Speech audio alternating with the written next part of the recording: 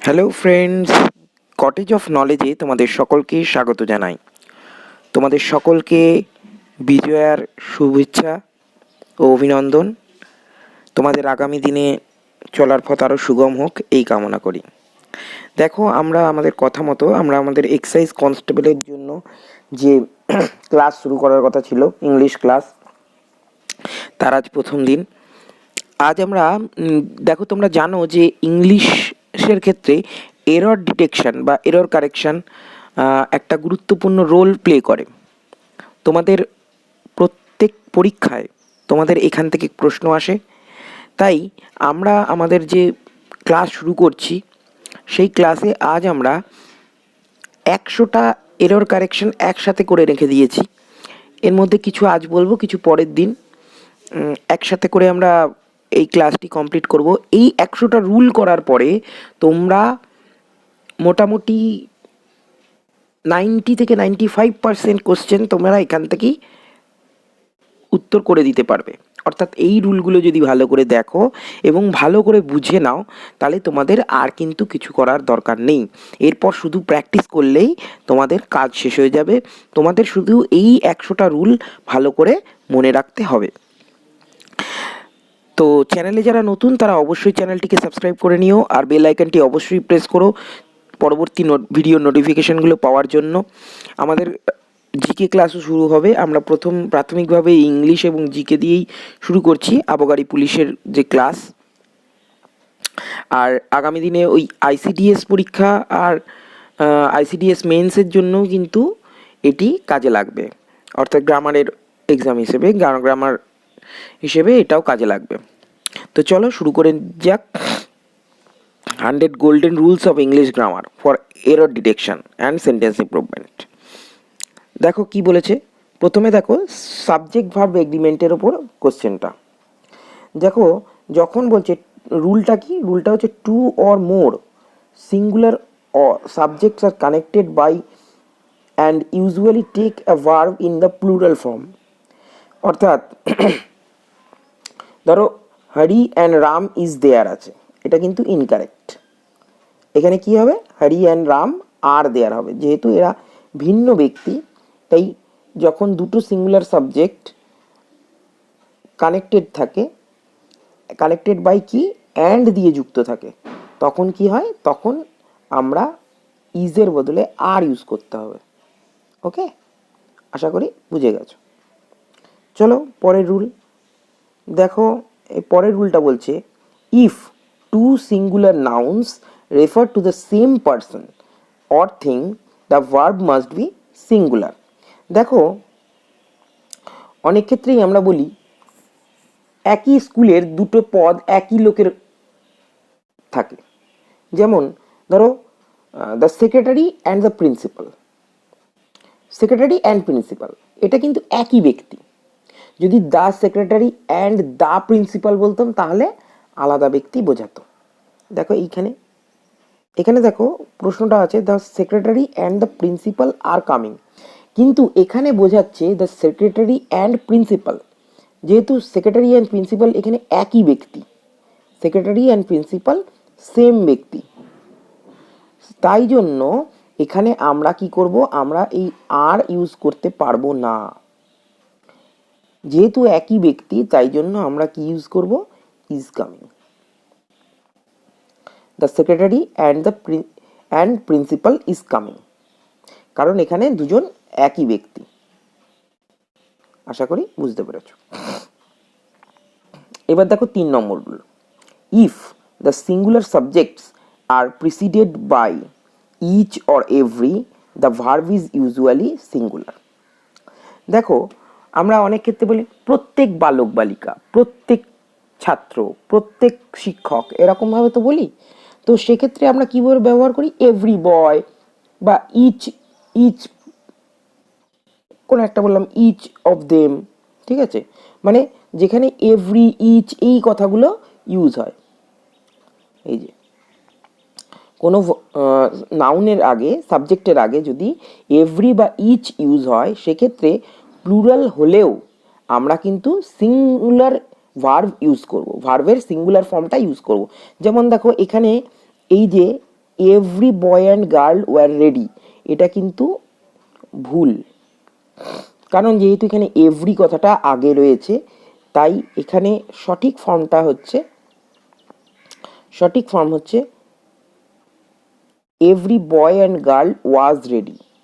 এখানে সিঙ্গুলার ফর্মটা ইউজ হবে, ওয়াজ হচ্ছে সিঙ্গুলার ফর্ম, তোমরা জানো, তাই এখানে ওয়াজটা ইউজ হবে। এবার দেখো 4 নম্বর কি বলেছে, two or more singular subjects connected by or, nor, either or, neither nor এরকম যদি যুক্ত থাকে তাহলে take a verb in the singular form. Either or, neither or, nor বা অর, নর এগুলোর ক্ষেত্রে আমরা সিঙ্গুলার ভার্ব ইউজ করব। কেমন না, উদাহরণ হিসেবে বলা যায়, দেখো এখানে একটা এক্সাম্পল দিয়েছি, ইন নাইদার হি নর আই ওয়্যার দেয়ার, এখানে দুজন ব্যক্তি, কিন্তু আমরা জানি নাইদার নরের পরে এই ওয়্যারটা ইউজ হতে পারে না, নাইদার নরের পরে এই ওয়্যার ইউজ হবে না, নাইদার নরের পরে সঠিক ফর্ম হচ্ছে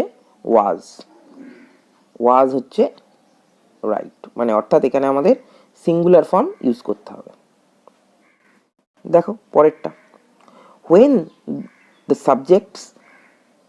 subjects joined by or, nor of different numbers, the verb must be plural, must be placed next to the, and the plural subject must be placed to the next verb।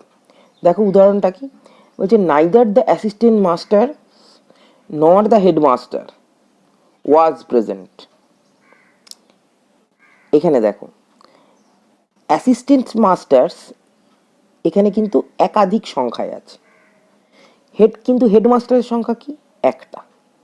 এই রকম ক্ষেত্রে headmaster and the assistant masters এখানে কিন্তু সংখ্যার ভিন্নতা এখানে বোঝাচ্ছে, neither the assistant masters নর দ্য হেডমাস্টার্স এখানে কিন্তু সংখ্যার ভিন্নতা বোঝাচ্ছে, নাইদার দ্য অ্যাসিস্ট্যান্ট মাস্টার নর দ্য হেডমাস্টার, অ্যাসিস্ট্যান্ট মাস্টার্স এটা প্লুরাল ফর্ম, কিন্তু হেডমাস্টার এটা হচ্ছে সিঙ্গুলার ফর্ম, তাই একটা প্লুরাল একটা সিঙ্গুলার এরকম যদি নাইদার নর দিয়েও যুক্ত থাকে সেক্ষেত্রে আমরা কি ইউজ করব, সেক্ষেত্রে কিন্তু আমরা ওয়্যারই ইউজ করব, ওয়্যারটাই হবে সঠিক, সেক্ষেত্রে ওয়াজটা হবে না।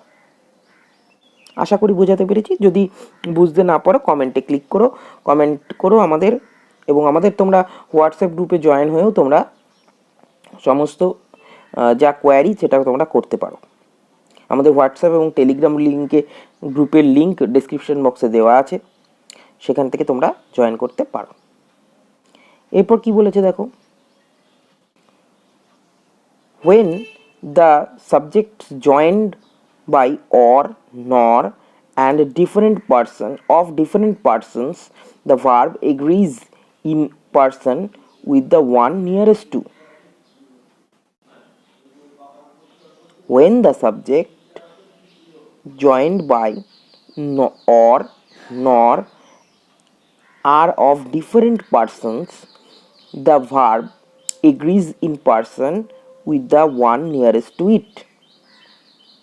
দেখো যখন বলছে, দেখো এইখানে এটা ভালো করে দেখো, আইদার হি অর আই, হিটা কোন পার্সন জানো, হিটা হচ্ছে থার্ড পার্সন, আইটা কোন পার্সন, আইটা হচ্ছে ফার্স্ট পার্সন। তাই বলছে যখন আইদার হি অর আই এই ধরনের যখন কথা থাকবে তাহলে শেষটার অনুযায়ী, অর্থাৎ ভার্ব যখন ধরো দুটো এই যে আইদার হি অর আই এখানে দুটো সাবজেক্ট আছে, এটা আইদার অর দিয়ে যুক্ত আছে, কিন্তু এখানে হিটা দেখো, হিটা আছে থার্ড পার্সনে আর আইটা আছে ফার্স্ট পার্সনে, তাহলে ভার্বটা কিন্তু আমরা আগের কথা অনুযায়ী জেনেছি যে এক্ষেত্রে আইদার অর দিয়ে যুক্ত হলেও ভার্ব প্লুরাল সিঙ্গুলার ফর্ম নেয়, কিন্তু পার্সন হিসেবে কোনটা নেয়? আমরা জানি আই এর পরে এম যুক্ত হয় বা ইজ যুক্ত হয়, ঠিক আছে? বলছে এম যুক্ত হয়, আই এর পরে কি যুক্ত হয়? এম যুক্ত হয়, তোমরা জানো। কিন্তু যেহেতু এখানে আইদার হি অর আই আছে, এর মধ্যে কোনটা এবার হি এর পরে কিন্তু ইজ যুক্ত হয়, তাহলে এক্ষেত্রে এম আর ইজের মধ্যে কোনটা যুক্ত হবে তোমরা বলো? এখানে এই রুল অনুযায়ী বলছে যেটা ভার্বের কাছে আছে, ভার্বের কাছে কি আছে? ভার্বের কাছে আছে দেখো আই, তাই আই এর পরে কি বসে? ইজ তো আর বসতে পারে না, আই এর পরে বসে এম। সেক্ষেত্রে উত্তর হবে, কারেক্ট হবে either he or I am mistaken. যেটা ভার্বের কাছে থাকবে সেটাই আনসার হবে, সেটার অনুযায়ী কিন্তু তা ভার্বটা চেঞ্জ হবে। তারপরে দেখো 7 নম্বর rule, a collective noun takes a singular verb when the collection is thought of as a whole, a plural verb when the individuals of which is composed are thought of। অর্থাৎ কি বোঝাচ্ছে?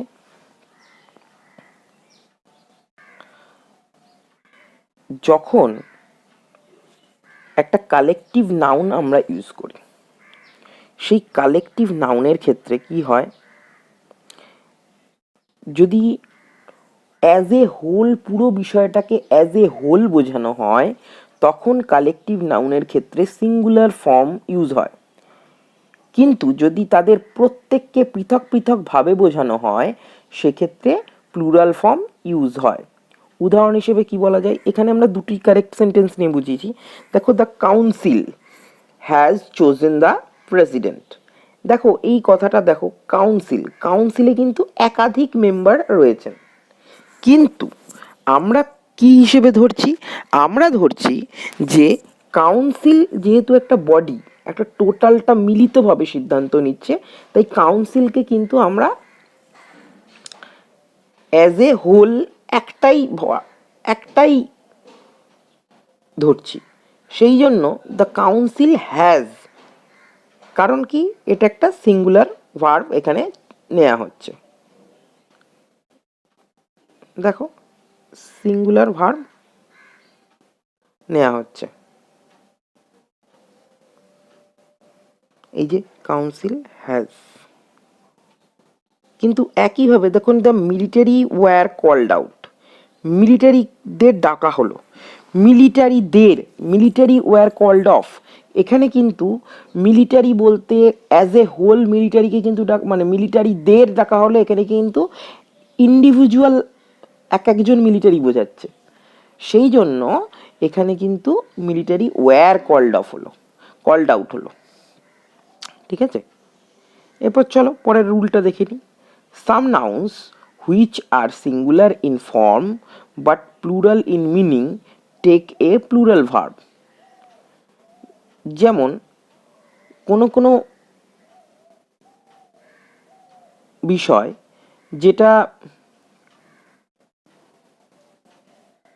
উত্তরটা কি দেখো, এখানে আমরা এক্সাম্পল হিসেবে কি বলছি? Mathematics are a branch of study in every school দিয়ে কারেক্টটা কিন্তু হচ্ছে mathematics is a branch of study. Mathematics is a branch of study হবে কারেক্টটা। অর্থাৎ এখানে কি হলো না, যে ফর্মটা নেবে, যদি প্লুরাল মিনিংয়ে হয় তাহলে প্লুরাল নেবে, যদি সিঙ্গুলার মিনিংয়ে হয় তাহলে সিঙ্গুলার নেবে, কারণ এখানে ম্যাথামেটিক্সটা প্লুরাল ফর্ম ইউজ করছে, কিন্তু দেখো অ্যাকচুয়ালি আছে ওদের সিঙ্গুলার মিনিং, ঠিক আছে? ওই জন্য ম্যাথামেটিক্স একটাই সাবজেক্ট, সেই জন্য ইজ হবে, নট আর হবে। ম্যাথামেটিক্স এটা দেখে একটা প্লুরাল ফর্ম মনে হলেও কিন্তু এখানে যেহেতু ম্যাথামেটিক্স একটা সিঙ্গুলার সাবজেক্ট হিসেবে ইউজ হচ্ছে। এরপর দেখো 9 নম্বর rule, words joined to a singular subject by with, together with, in addition to, or, as well as, etc. are parenthetical and therefore do not affect the number of verb. অর্থাৎ কি,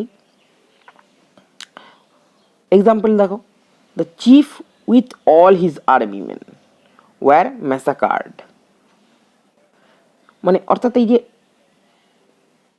with, together with বা in addition to, এই জাতীয় কথাগুলো যখন use হয়, ঠিক আছে, তখন সেইগুলো কি জয়েন্ড হলেও, সিঙ্গুলার সাবজেক্ট যদি কারোর সাথে জয়েন্টও হয়, কিন্তু সেটা এখানে প্লুরাল ফর্মটাই নেবে। যেমন এখানে কি, the chief with all his sorry এখানে দেখো যে টুগেদার উইথ এইগুলো ইউজ করলে সিঙ্গুলার ফর্মটা নেবে।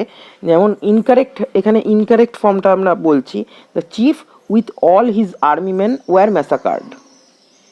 কিন্তু এখানে এই চিফের কথাটাই কিন্তু important, chief with all his army man, all his army ম্যানটা ইম্পর্টেন্ট নয়, দ্য চিফ ইজ ইম্পর্টেন্ট।